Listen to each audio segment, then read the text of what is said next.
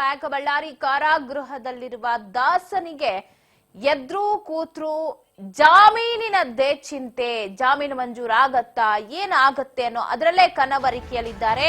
ಇವತ್ತು 57ನೇ CCH ಕೋರ್ಟ್ನಲ್ಲಿ ದಾಸನ ಜಾಮೀನು ಅರ್ಜಿ ವಿಚಾರಣೆ ಇದೆ. ಇವತ್ತಾದ್ರೂ ಸಿಗತ್ತಾ ದರ್ಶನ್ಗೆ ಬೇಲ್ ಭಾಗ್ಯ ಅಥವಾ ಇವತ್ತು ರಿಜೆಕ್ಟ್ ಆಗತ್ತಾ, ಏನಾಗಬಹುದು? ಬೆಂಗಳೂರಿನ ಸಿಟಿ ಸಿವಿಲ್ ಕೋರ್ಟ್ ನಲ್ಲಿ ಕೆಲವೇ ಕ್ಷಣಗಳಲ್ಲಿ ಅರ್ಜಿ ವಿಚಾರಣೆ ಆರಂಭವಾಗುತ್ತೆ. ವರ್ಚುವಲ್ ಮುಖಾಂತರವಾಗಿ ಅಟೆಂಡ್ ಆಗ್ತಾರೆ ಪವಿತ್ರ ಗೌಡ, ದರ್ಶನ್, ವಿನಯ್ ಸೇರಿದಂತೆ 5 ಜಾಮೀನು ಅರ್ಜಿ ವಿಚಾರಣೆ ಇದೆ. ಬಳ್ಳಾರಿ ಜೈಲಿಂದಲೇ ವಿಡಿಯೋ ಕಾನ್ಫರೆನ್ಸ್ ಮುಖಾಂತರವಾಗಿ ಹಾಜರಾಗ್ತಾರೆ ದರ್ಶನ್. ಸರಿನೇ, ದರ್ಶನ್ ಹೆಂಡತಿ ಮಗ ಬಂದಿದ್ರು. ಬಂದು ಹೋದ ನಂತರ ಒಂದಷ್ಟು ಹೋಪ್ಸ್, ಅಂದ್ರೆ ಯಾರೇ ಫ್ಯಾಮಿಲಿ ಅವ್ರು ಬಂದು ಹೋದ್ರೂ ಒಂದು ಹೋಪ್ಸ್ ಇರುತ್ತೆ. ಯಾಕಂದ್ರೆ ಲಾಯರ್ ಹತ್ರ ಏನ್ ಮಾತಾಡಿದೀವಿ, ನಾಳೆ ಸಿಗುವ ಭರವಸೆ ಇದೆಯಾ, ಇದೆಲ್ಲ ತುಂಬ ಹೋಗಿರ್ತಾರೆ ಮನೆಯವರು ಬಂದಾಗ. ಒಂದು ಪಾಸಿಟಿವ್ ಬಂದಿರತ್ತೆ, ಮನೆಯವರು ಪಾಸಿಟಿವಿಟಿನ ತುಂಬ ಹೋಗಿರ್ತಾರೆ ಅವ್ರಿಗೆ ಅಂತ. ಇವತ್ತಾದ್ರೂ ಸಿಗತ್ತಾ ಬೇಲ್ ಭಾಗ್ಯ? ಇದ್ರು ನಿಂತ್ರು ಕೂತ್ರು ಬೇಲ್ದೇ ಚಿಂತೆ ಆಗಿರತ್ತೆ. ಮನೆಯವ್ರು ಬಂದ್ರು ಲಾಯರ್ ಏನ್ ಹೇಳಿದ್ರು, ಸೊ ಹಿಂದೆ ಒಂದು ಕಿವಿ ಮಾತು ಹೇಳೋಗಿದ್ರು, ಕಿರಿಕಿರಿ ಮಾಡ್ಕೊಳ್ಬೇಡಿ ಅಂತ. ಮೋಸ್ಟ್ ಪ್ರಾಬಬ್ಲಿ ಅವತ್ತಿಂದ ಬೇರೆ ಯಾವ ಕಿರಿಕಿರಿನೂ ಮಾಡಿಲ್ಲ ಅಂತ ಅನ್ಸುತ್ತೆ ದರ್ಶನ್ ಅವರು. ಇದೀಗ ಇವತ್ತು 57ನೇ CCH ಕೋರ್ಟ್ ನಲ್ಲಿ ಡಿಸೈಡ್ ಆಗುತ್ತೆ ಜೈಲ ಬೇಲ ಅಂತ.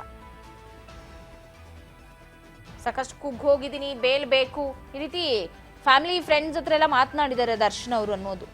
ಆದಷ್ಟು ಬೇಗ ಬೇಲ್ ಸಿಕ್ಕರೆ ಸಾಕು ಅಂತ. ಹೆಲಿಕಾಪ್ಟರ್ ಎಲ್ಲ ರೆಡಿ ಆಗ್ಬಿಟ್ಟಿದೆ ಅನ್ನೋಂಥದ್ದು ಒಂದಷ್ಟು ಟ್ರೋಲ್ ಆಗ್ತಾ ಇತ್ತು.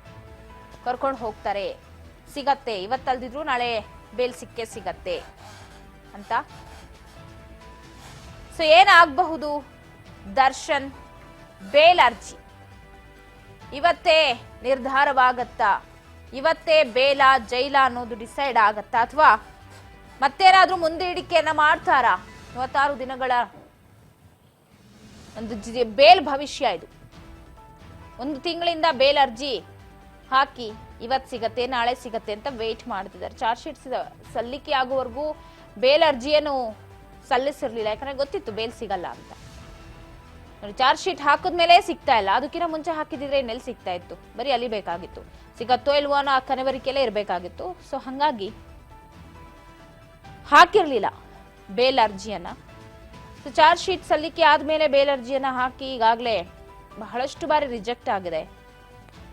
ಎಲ್ಲೋ ಒಂದು ಕಡೆ ಹೋಪ್ಸ್ ಕಳ್ಕೊಂಡಿಲ್ಲ ದರ್ಶನ್ ಅವರು, ಸಿಕ್ಕೇ ಸಿಗತ್ತೆ ಅನ್ನೋ ಹೋಪ್ಸ್ ಅಲ್ಲಿದ್ದಾರೆ. ಇದು ನೋಡೋಣ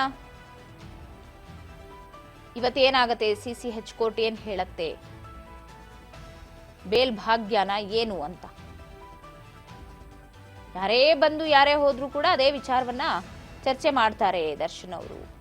ನಿನ್ನೆ ಹೆಂಡತಿ ಮಗ ಬಂದಾಗ್ಲು ನೋಡಿ, ಇವತ್ತು ಬೇಲ್ ಇದೆ, ನೆನ್ನೆ ಹೆಂಡತಿ ಹೋಗಿದ್ದಾರೆ ಅಂದ್ರೆ ಲಾಯರ್ ಹತ್ರ ಮಾತನಾಡಿರ್ತಾರೆ, ಏನೋ ಒಂದು ಅಪ್ಡೇಟ್ ಅನ್ನ ಅವರಿಗೆ ತಿಳ್ಸಕ್ಕಂತ ಹೋಗಿರ್ತಾರೆ.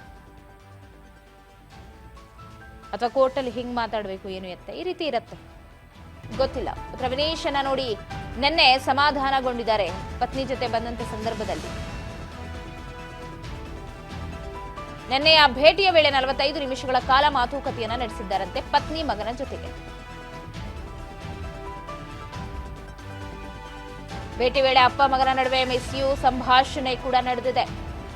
ಬಹಳಷ್ಟು ದಿನ ಆದ್ಮೇಲೆ ಮಗನನ್ನ ನೋಡ್ತಾ ಇರೋದು ದರ್ಶನ್ ಅವರು. ಮೋಸ್ಟ್ಲಿ ಈಗ ದಸರಾ ಹಾಲಿಡೇ ಇರೋದ್ರಿಂದಾಗಿ ಕರ್ಕೊಂಡು ಹೋದ್ರು ಅಂತ ಅನ್ಸುತ್ತೆ. ಯಾಕಂದ್ರೆ ಜೈಲು, ಈ ಕಂಬಿ ಹಿಂದೆ ಇರೋದು, ಈ ವಾತಾವರಣಕ್ಕೆಲ್ಲ ತುಂಬಾ ಜನ ಪೇರೆಂಟ್ಸ್ಗಳು ಮಕ್ಕಳನ್ನ ಕರ್ಕೊಂಡು ಹೋಗಕ್ಕೆ ಇಷ್ಟಪಡಲ್ಲ. ಸೊ ಇವ್ರಿಗೂ ಹಂಗೆ ಆಗಿರ್ಬೋದು. ಬಟ್ ಇಲ್ಲಿ ಸ್ವಲ್ಪ ಡಿಫ್ರೆನ್ಸ್, ಪರಪ್ಪನ ಅಗ್ರಹಾರಕ್ಕೂ ಇಲ್ಲಿಗೂ ಬಹಳಷ್ಟು ಡಿಫ್ರೆನ್ಸ್ ಇದೆ. ಇಲ್ಲೇನೋ ಅವ್ರು ಜೈಲು ಒಳಗೆ ಹೋಗ್ಬೇಕು ಅಂತಿಲ್ಲ, ಸಂದರ್ಶಕರ ಕೊಠಡಿ ಬೇರೆ ಇದೆ. ಸೊ ಹಂಗಾಗಿ ಪುತ್ರನಿಗೆ ರಜೆ ಕೂಡ ಸ್ಟಾರ್ಟ್ ಆಗಿರೋದ್ರಿಂದಾಗಿ ಕರ್ಕೊಂಡು ಹೋಗಿರ್ತಾರೆ. ಅಪ್ಪನನ್ನ ನೋಡ್ಬೇಕು ಅನ್ನೋ ಆಸೆ ಮಗನಿಗೂ ಇರತ್ತೆ.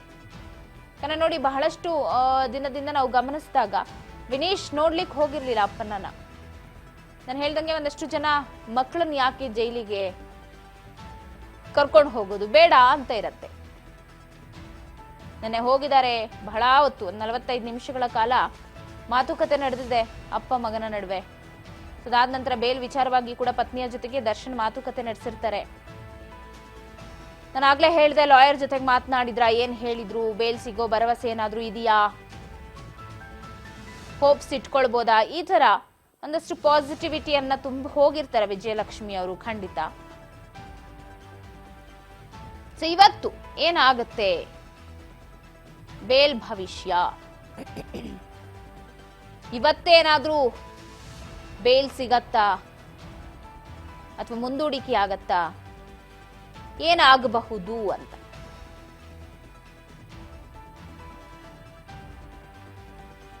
ಕಾದ್ ನೋಡ್ಬೇಕಷ್ಟೇ. ಕೆಲವೇ ಕ್ಷಣಗಳಲ್ಲಿ ಆರಂಭವಾಗಬಹುದು.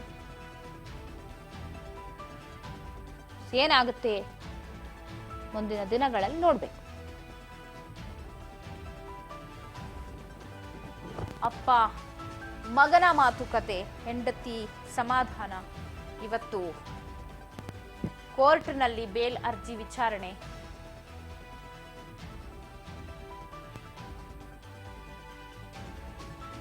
ನೋಡೋಣ, ಕೆಲವೇ ಕ್ಷಣಗಳು ಮಾತ್ರ ಇದೆ ಅರ್ಜಿ ವಿಚಾರಣೆ ಆರಂಭವಾಗೋದಕ್ಕೆ. ಏನ್ ಹೇಳ್ತಾರೆ, ಇವತ್ತಾದ್ರೂ ಬೇಲ್ ಸಿಗತ್ತಾ ಅಥವಾ ಜೈಲೇ ಗತಿ ಆಗತ್ತಾ ಅಂತ.